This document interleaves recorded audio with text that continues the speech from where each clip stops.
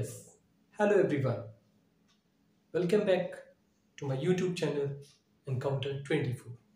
So, today we are going to start another point which we are going to explain here, that is life and death. You know very well what is life and what is death, है ना? पता होगा आपको कि life और death क्या होती है। जिंदा हैं हम तो जिंदगी है ना? मर जाते हैं तो मृत्यु है ना? जिंदगी और मृत्यु का जो रिलेशन है उन चीजों की बातें हैं। तो हम इनके अंदर कुछ वर्ड्स होते हैं जिनके बारे में हम बातें करेंगे, और वो वर्ड्स क्या हैं हम देख सकते हैं। देखिए, वर्ड्स रिलेटेड मतलब क्या है कि उन शब्दों का इसके साथ रिलेशन क्या है ना? लाइफ और डेथ के साथ, जीवन और मृत्यु के पर्याय में उसका संबंध किस तरह से है, कैसा संबंध है उन शब्दों का। ठीक है? How we can relate those words with life and death, how we can inculcate the meaning of these two words, life and death. So there are some words which I am going to explain here, right? First word, corpse. Corpse, C-O-R-P-S-E. The pronunciation of this word is corpse, not corpse, right? Corpse. Softly, speak softly, right? Corpse. Now see the word dead body of a human being. Human. Why we use human? I'll tell you, the words which I am going to explain here is completely related to life or death, right? There is no other part. Okay, so human is related to life, human is also related to death, but when we are a human being, we are in life.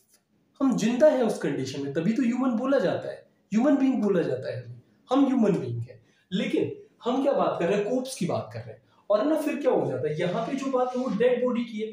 Dead means मर गया, और body होती है। इंसान जब मर जाता है तो फिर वो डेड हो जाता है, और बॉडी हमारी जैसी होती है वैसी होती है, सांस बंद हो जाती है, और इन दोनों को मिला के क्या बना दिया जाता है? डेड बॉडी बोल दिया जाता है ना?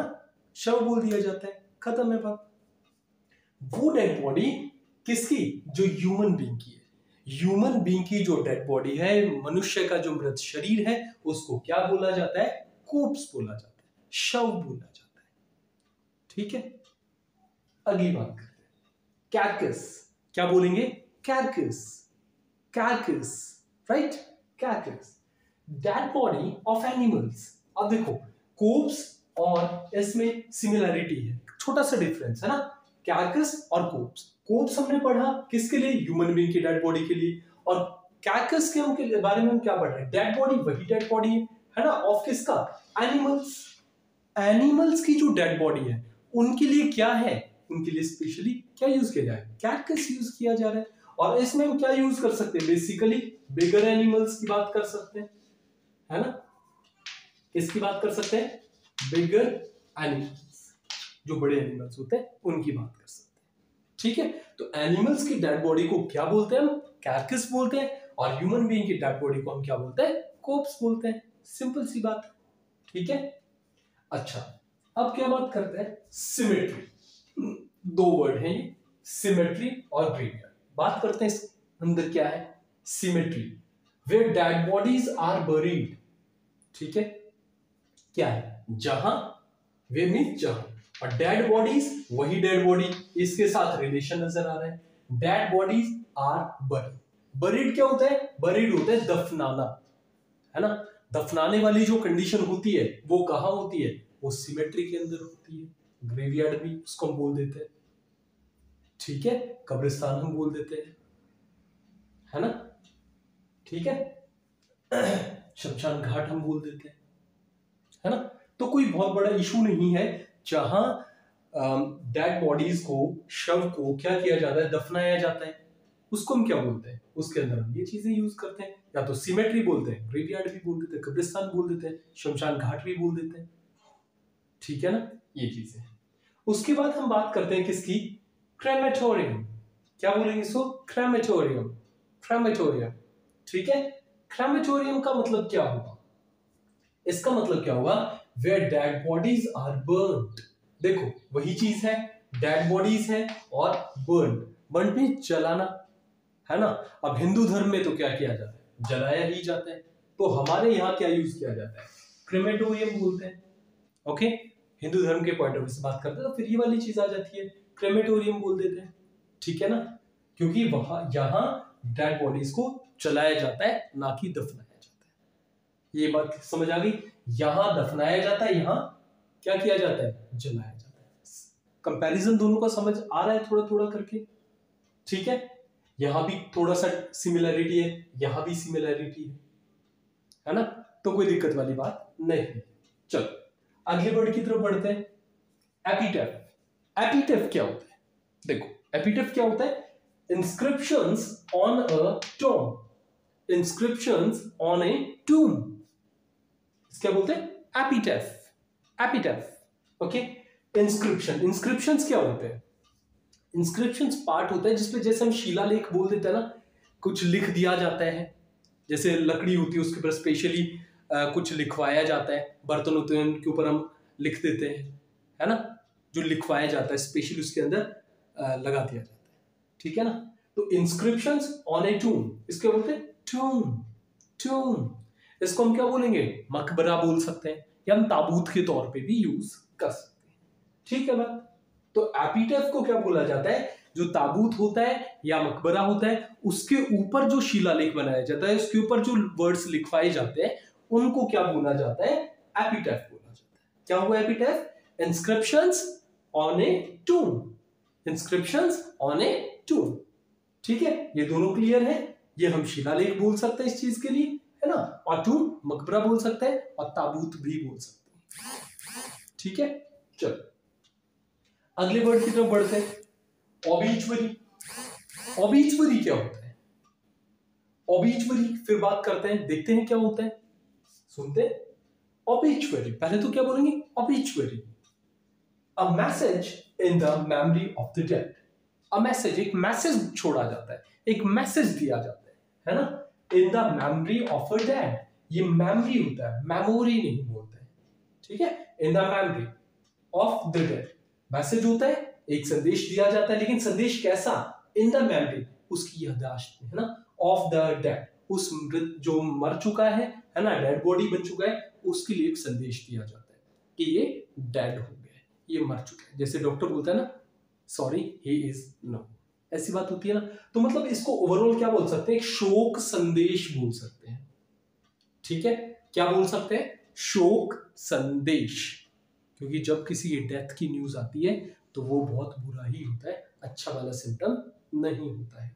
अब आपने देखा होगा इस पेंडेमिक में क्या हाल हुआ है, बहुत चीजें ऐसी हुई है, ठीक है। तो ये बात है, समझ आ गया आई थिंक, फिर से रिपीट कर देता हूं। ऑबिचुअरी क्या है, ऑबिचुअरी एक शोक संदेश मान सकते हैं, एक ऐसा मैसेज होता है जो डेथ के पॉइंट ऑफ व्यू से दिया जाता है, in the memory of the dead, जो डेड हो जाता है उसकी याददाश्त के पॉइंट ऑफ व्यू से वो चीज बताई जाती है कि ये चीज जा चुकी है, ठीक है। शोक संदेश बोल दो क्लियरली, ओके।